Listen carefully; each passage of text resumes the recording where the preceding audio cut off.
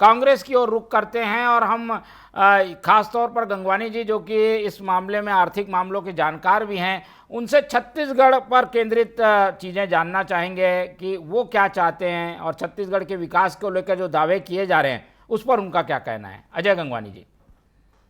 मोदी, मैं बिंदुवार बात करूं, सबसे महत्वपूर्ण बात है कि 8 साल तक न केवल छत्तीसगढ़ की आम जनता, देश की आम जनता, महिलाओं, किसान, उद्योगपति, आम व्यापारी, हर व्यक्ति की जेब से 118 लाख करोड़ की डकैती करने के बाद अचानक 8 साल के बाद ये घोषणा करना कि भैया कल से लूट बंद हो जाएगी, क्या इस कदम का स्वागत किया जाना चाहिए?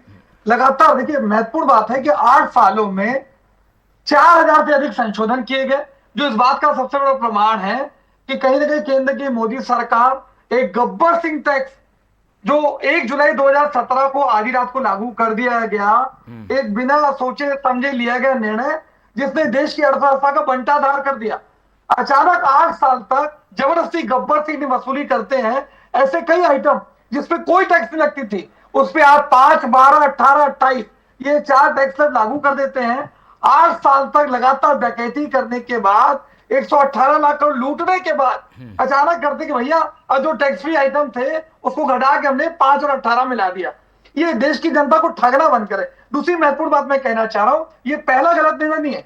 2016 में भैया 8 बजे अचानक घोषणा कर दिए नोटबंदी लागू कर देंगे, काला धन आएगा, आतंकवाद समाप्त हो जाएगा, जिसने देश की पहली कमर तोड़ी।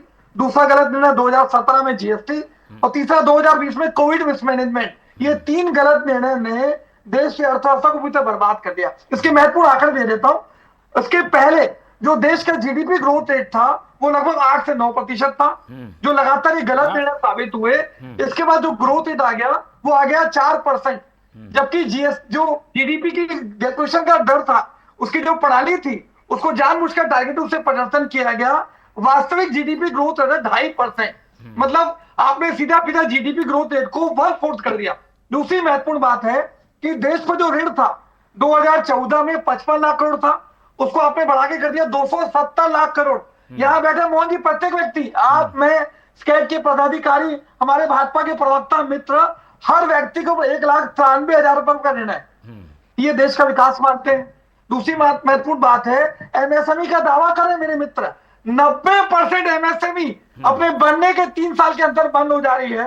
सारे छोटे मोटे व्यापार लगातार जीएसटी के भय से इनकी बंद होने की कगार पे हैं। यहाँ मेरे भाजपा के यहाँ पे कैग के पदाधिकारी बैठे हैं, लगातार जीएसटी के छापे चालू हैं। दूसरी महत्वपूर्ण बात मैं कहना चाह रहा हूँ, एक बच्चे के जन्म से लेकर एक व्यक्ति की मृत्यु, मतलब दूध, दही, पनीर से लेके कफन पे जीएसटी वसूल करते हैं आप लोग, और यहाँ पे बैठ के बड़े बड़े दावे कर रहे हैं।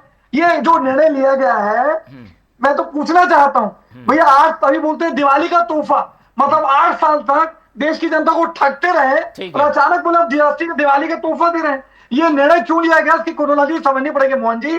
आज अमेरिका ने 50% टैरिफ लगाया, आज बिहार में, पश्चिम बंगाल में चुनाव है, वोटर अधिकार यात्रा के नाम पे न केवल बिहार में, मध्य प्रदेश में, छत्तीसगढ़ में, अन्य राज्यों में प्रदर्शन हो रहा है। इससे पहले तो लोकसभा चुनाव था, साख गिर रही है, उसको बचाने के लिए ये जीएसटी का जो है लॉलीपॉप पकड़ाने का प्रयास किया जा रहा है। मैं तो पूछना चाहता हूँ, 40 लाख रुपए पेट्रोल डीजल पर एक्साइज की वसूली करके आप 1 रुपए की छूट देने के लिए तैयार नहीं है, जबकि क्रूड ऑयल की कीमत 50% कम हो गई है। गंगवानी जी, तो ये अरे चुनाव ही के कारण ये सब करना था, तो लोकसभा चुनाव के पहले करते तो ज्यादा फायदा मिलता। ये केवल एक प्रदेश के लिए इतना बड़ा रिफॉर्म कर दिया क्या? ये बहुत अच्छा आपने प्रश्न उठाया। ये जो लागू किया गया 1 जुलाई 2017 को, 24 अक्टूबर 2017 को माननीय राहुल गांधी ने, पूरी कांग्रेस पार्टी ने, सारे विपक्ष ने कहा कि बिना सोचे समझे, बिना ब्लूप्रिंट के, बिना रोडमैप के अचानक देश में लागू कर दे रहे हैं।